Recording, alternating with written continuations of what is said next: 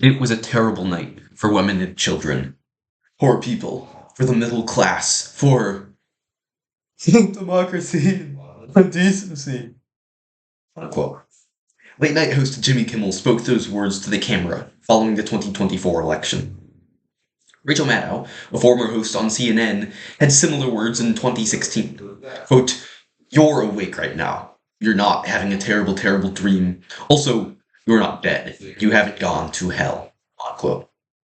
Quote, "You're not going to have a country anymore," unquote, Donald Trump proclaimed in 2020. But Jimmy Kimmel didn't actually believe, despite his tears, that women and children would suffer for the next 4 years under a new president. Maddow didn't truly believe that following the 2016 election, the country would undergo hell-like conditions. Donald Trump didn't believe that our country was ending. Here, Jimmy Kimmel, Rachel Maddow, and Donald Trump are practicing false outrage. Even if those who spout falsehoods don't actually believe them, those falsehoods influence others around them. Family, books, teachers, movies, and friends shape our personal beliefs. But one group of these influences sits behind shiny desks. This group brazenly declares what is right and what is wrong, who should have power and who deserves insult. This group is a subset of political commentators, and their worldview of false outrage and moral confusion has corrupted the morality of millions of Americans. In this speech, we will discuss false outrage. First, we will see how outrage stops dialogue. Second, how it destroys true morality. And finally, the growth of false outrage in the culture. In the introduction, we saw instances where media figures were outraged. Their outrage was fake. It was a show for the camera. False outrage. By definition, false outrage is not real. It is a purposeful exaggeration of anger, shock, and indignation.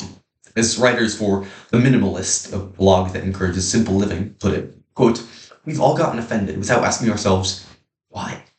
And then used our fake outrage to cast a judgment upon others. It helps us feel better, and pretending to be offended is much easier than attempting to breach the walls of introspection." Unquote. When we pretend to be outraged, we don't have to ask, why do I believe this? Piers Morgan, the very British host of a political show with 4 million followers, uses outrage to avoid hard questions. In 2017, when a guest on his show questioned his stance on gun policy, Piers responded, "How dare you?" his face tightening for the camera. When his guest answered, "Well, you can keep saying that, but my point still stands," Piers did not address the point. "Again, how dare you?" he repeated. Nothing Piers Morgan said advanced the debate. Instead, he used outrage to shield himself, because outrage is easier than introspection. One of my favorite videos of Charlie Kirk is one where he sat alone at a college campus, before he was famous. "Prove me wrong," reads the sign on his table. Angrily, a woman walked up to him, demanding, "What are you doing here?" Charlie answered, quote, "When you stop having a human connection with someone you disagree with, bad stuff happens." Unquote. Angrily, the woman stormed away. Charlie was right. Replacing dialogue with outrage is disastrous. Not only does false outrage impair debate, it twists morality.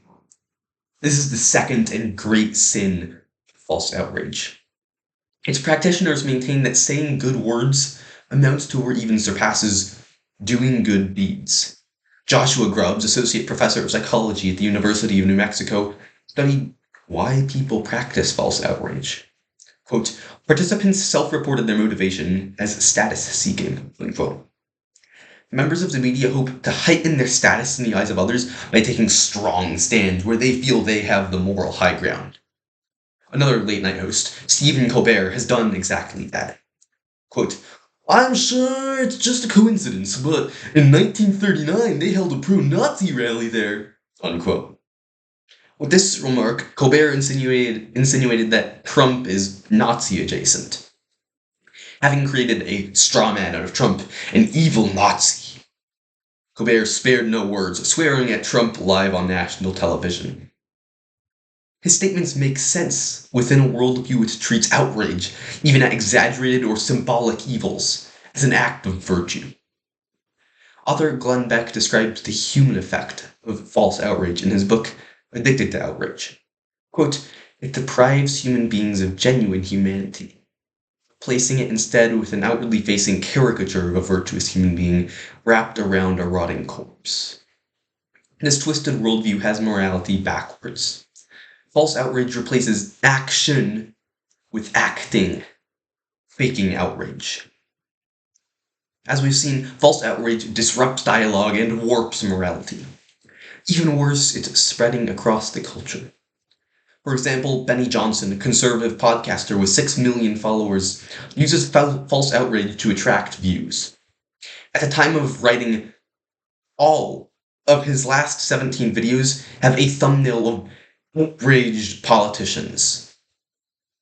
Similarly, for an article in Science magazine, Killian McLaughlin and her colleagues found that, quote, "social media posts that express outrage are liked and shared more, training users to express more outrage and ranking algorithms to amplify it," unquote.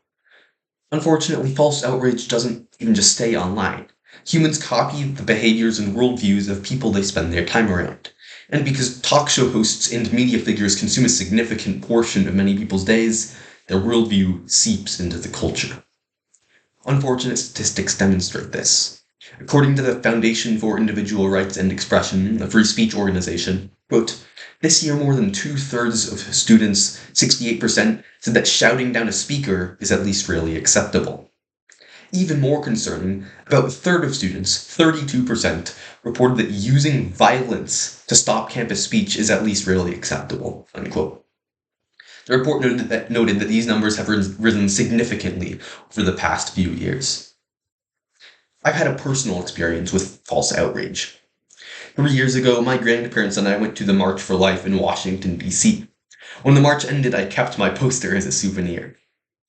A woman saw me carrying the poster and began screaming at 13-year-old me, telling me I should not participate in a march.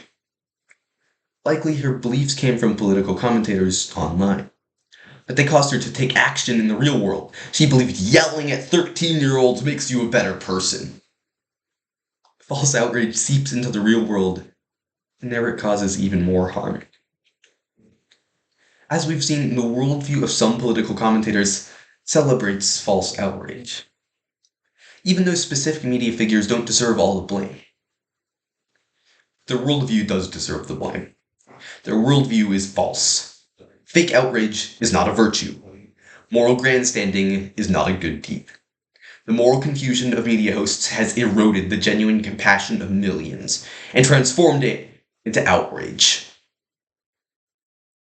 But I wouldn't have accomplished anything if I told you to be outraged at false outrage. I used to be addicted to outrage. I grew angry at every news story. Thankfully, I was convicted after reading Glenn Beck's book, Addicted to Outrage. I realized what I had been doing. Quote, "Set your mind on things above, not on earthly things," says Colossians 3:2. After reading that book, I made a pledge to stop being outraged at earthly things. Imagine if everyone stopped practicing false outrage. Our dialogue could be constructive. We could do good deeds instead of believing that outrage makes us compassionate. The culture would embrace genuine human connection. So I'll leave you with this. False outrage isn't worth it. Life is too beautiful to waste being angry.